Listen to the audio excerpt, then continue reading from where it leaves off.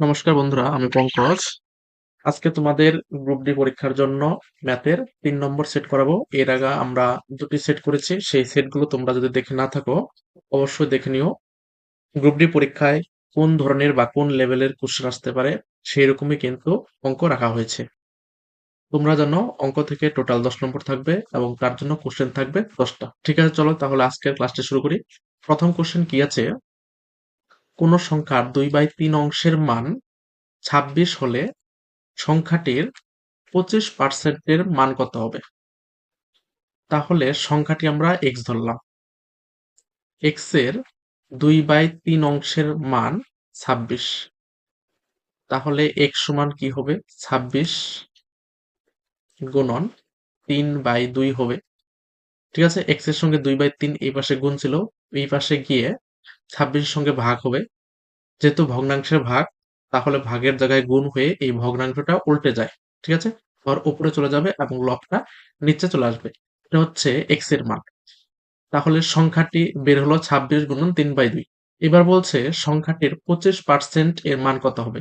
তাহলে এর সঙ্গে আমরা 25/100 গুণ করে দেব। 13 দুগুণে 26। ওকে, এবার 3 13 39, 25 এবং 39 গুণ করতে হবে। 5 নং 45, 9 দুগুণে 18, 22, এক ঘর কাটা, 3 5 15, 3 দুগুণে 6, 7। তাহলে কত হচ্ছে? 5 7 9। তাহলে 975 বাই কত? 100। 100 দিয়ে ভাগ করলে 2 ঘর আগে দশমিক আসবে, অর্থাৎ 9.75 উত্তর হবে।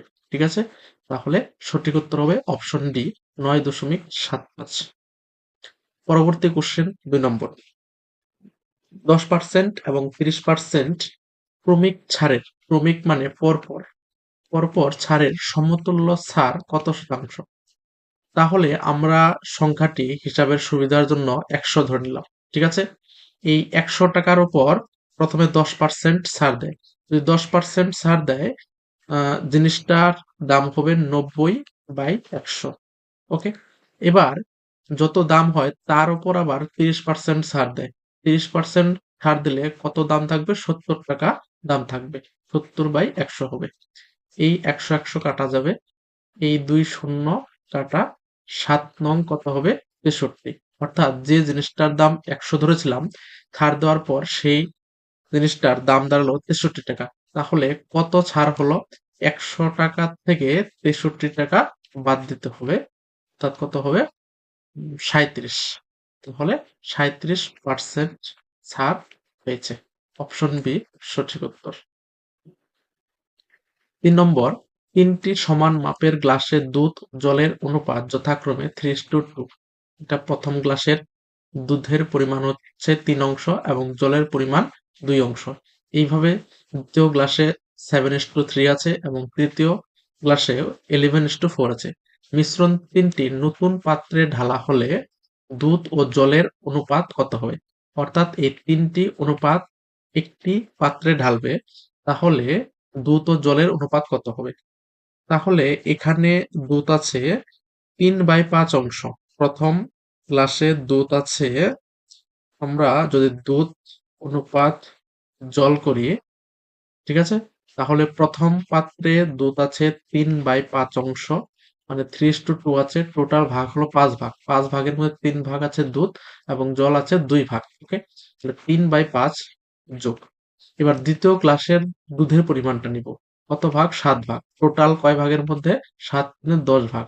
10 ভাগের মধ্যে 7 ভাগ হচ্ছে দুধ, যোগ। এবং তৃতীয় গ্লাসে 11 ভাগ দুধ আছে, কত ভাগের মধ্যে? 15 ভাগের মধ্যে। অনুপাত, এবার জল আছে, তাহলে 2/5 অংশ জল আছে, যোগ দ্বিতীয় গ্লাসে 3/10 অংশ আছে এবং চতুর্থ গ্লাসে 4/15 অংশ আছে। এবার ভগ্নাংশের যোগ করতে হবে। তাহলে 5 10 15, এদের লসাগু কত হবে? 30 হবে। তাহলে 5 দিয়ে ভাগ করলে 5 6 30, 3 6 18, যোগ 3 7 21, যোগ 11 দুগুণে 22। অনুপাত, এদিকেও লসাগু কত হবে? 30, 6 দুগুণে 12, 3 তিরিক্ষা 9, 4 দুগুণে 8। নিচের 30 30 বাদ যাবে, তাহলে 18, 21, 22 যোগ করলে কত হবে? 20, 20, 40, 50, 50, 60, 61। ওকে, এইদিকে কত হবে? 12, 9, 21, 21, 8, 29। ঠিক আছে, 61:29। এটাকে আর লঘিষ্ঠ করা যাবে না, এটাই উত্তর হবে। ঠিক আছে, অপশন এ সঠিক উত্তর। পরবর্তী কোশ্চেন 4 নম্বর। একটি স্কুলে একটি পরীক্ষায় 60% শিক্ষার্থী উত্তীর্ণ হয়েছে। যদি অনুত্তীর্ণ প্রার্থীর সংখ্যা 240 হয়, তাহলে উত্তীর্ণ প্রার্থীর সংখ্যা কত? তাহলে আমরা ধরে নিলাম সেই স্কুলে ছাত্র আছে 100%। ঠিক আছে, এবার 60% শিক্ষার্থী পাশ করেছে, তাহলে ফেল করেছে কত পার্সেন্ট? 40% অনুত্তীর্ণ হয়েছে। এবার বলতে পারি এই 40% সমানে 240, কারণ বলেছে অনুত্তীর্ণ হয়েছে 240 জন, তাহলে পার্সেন্টেজের দিক থেকে 40% অনুত্তীর্ণ হয়েছে। তাহলে 1% কত হবে? 240-কে 40 দিয়ে ভাগ করতে হবে, এটা হবে 1%। এবার উত্তীর্ণ প্রার্থীর সংখ্যা বের করব, উত্তীর্ণ হয়েছে 60%, তাহলে 60%-এর মান বের করলে উত্তীর্ণ প্রার্থীর সংখ্যা বের হবে। তাহলে 240/40 গুণন 60, শূন্য শূন্য কাটা, 4 দিয়ে কাটলে 4 6 24, শূন্য, 60 গুণন 6 অর্থাৎ 360 জন। ঠিক আছে, তাহলে উত্তীর্ণ প্রার্থীর সংখ্যা হচ্ছে 360 জন। পরবর্তী কোশ্চেন 5 নম্বর। দুটি সংখ্যার অনুপাত 3:5, তাদের লসাগু 120 হলে সংখ্যাগুলি কত? আগের দিন কি বলেছিলাম? এই যে অনুপাত দেওয়া থাকবে সেটাই আমরা ধরে নেব সংখ্যা। আমরা ধরে নিলাম 3 এবং 5 দুটি সংখ্যা, এদের আমরা লসাগু বের করব। যেহেতু এখানে লসাগু দিয়েছে, যদি গসাগু দেয় এখানে আমরা গসাগু বের করব। তাহলে 3 আর 5 এর লসাগু কত হবে? 3 5 15, অর্থাৎ অনুপাতের হিসেবে লসাগু হচ্ছে 15। তাহলে 15 অনুপাত সমানই আমরা 120 বলতে পারি। তাহলে 1 অনুপাত বের করব, অর্থাৎ 15 দিয়ে ভাগ হবে, 15 দিয়ে 120-কে কাটলে কত হবে? 8 বার যাবে, অর্থাৎ 1 অনুপাত সমান 8।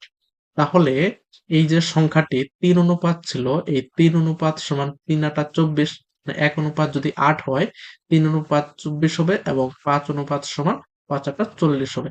অর্থাৎ সংখ্যা দুটি হচ্ছে 24 এবং 40। অপশন বি সঠিক উত্তর। ঠিক আছে, অঙ্কগুলি হয়তো খুবই সহজ লাগতে পারে, কিন্তু গ্রুপ ডি পরীক্ষায় তোমাদের এই এরকম সহজ অঙ্কই কিন্তু আসবে। ঠিক আছে, সেজন্য সহজ অঙ্কই রাখা হয়েছে। যদি X plus one by X সমান 9 হয়, তাহলে X square plus one by X square এর মান কত?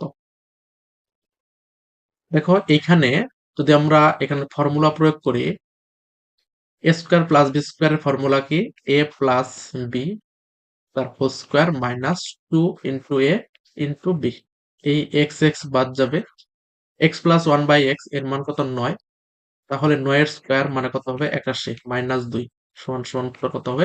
79। ঠিক আছে, তাহলে অপশন সি সঠিক উত্তর হবে। 7 নম্বর। একটি ছোট কোম্পানিতে নারী কর্মচারীর সাথে পুরুষ কর্মচারীর সংখ্যার অনুপাত হলো 2:3। তাহলে নারী কর্মচারী কত? 2, এবং পুরুষ কর্মচারী কত? 3 অনুপাত। ওকে, পুরুষ কর্মচারীর সংখ্যা যদি 90 হয়, তাহলে দেখো এখানে অনুপাতের হিসেবে বলেছে 3 অনুপাত পুরুষ, এবং সংখ্যার দিক থেকে বলেছে 90। তাহলে আমরা বলতে পারি 3 অনুপাত সমান 90। এখান থেকে আমরা 1 অনুপাত বের করব, কত হবে? 30, 3 দিয়ে ভাগ হবে। তাহলে কোম্পানিতে কর্মরত মোট কর্মচারীর সংখ্যা কত? মোট মোট হচ্ছে 2 এবং 3, 5 অনুপাত। তাহলে 5 অনুপাতের মান বের করতে হবে, 30-কে 5 দিয়ে গুণ করতে হবে, তো হবে 150। তাহলে অপশনের সঠিক উত্তর। 8 নম্বর। একটি ব্যাংক একজন ব্যবসায়ীকে বার্ষিক 5% হারে 5 বছরের জন্য 12,50,000 টাকার একটি ঋণ প্রদান করে। সরল সুদ হিসাবে কত টাকা দিতে হবে? অর্থাৎ সুদের পরিমাণটা জানতে চেয়েছে, সিম্পল ইন্টারেস্ট। ঠিক আছে, ইন্টারেস্টের সূত্র আমরা কি জানি? PRT/100। পি কত? 12,50,000 ইন্টু আর কত? 5 ইন্টু টি কত? 5 বাই কত? 100। এই 2 শূন্য কাটা। এবার 125-কে 5 দিয়ে গুণ করলে কত হবে? 625। তাহলে 625 দুইটা শূন্য গুণন কত 5 কত হবে 005 5 দুগুণে 10 12 35 31 অর্থাৎ 3,12,500 টাকা। ঠিক আছে, অপশন বি সঠিক উত্তর হবে। এটা হবে সুদের পরিমাণ। 9 নম্বর, খসি ও পবনের ওজন 120 কেজি। খসির ওজন পবনের ওজনের থেকে 30 কেজি বেশি। পবন ও শশীর ওজনের অনুপাত কত?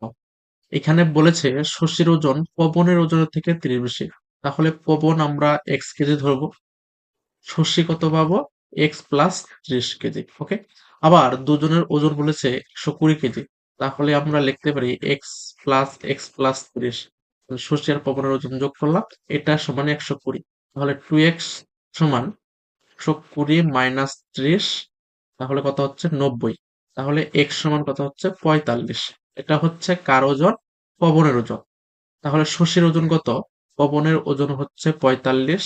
এখানে পবন ও শশীর ওজনের অনুপাত জানতে চেয়েছে, তাহলে পবন ইস্টু 45 আর 30 কত হবে 75। এবার লঘিষ্ঠ করলে কত যাবে 3 15 45, 5 15 75, 3:5 হবে। পরবর্তী কোশ্চেন এবং আজকের শেষ প্রশ্ন।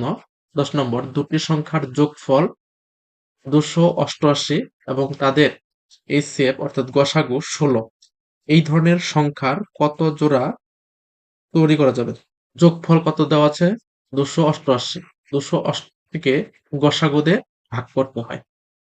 16 দিয়ে 288 ভাগ করলে কত হবে? 4 4 16, 4 7 28, 4 2 8, 4 দিয়ে কাটলে 4 অক্ষে 4, 4টা 32, অর্থাৎ কত হচ্ছে 18।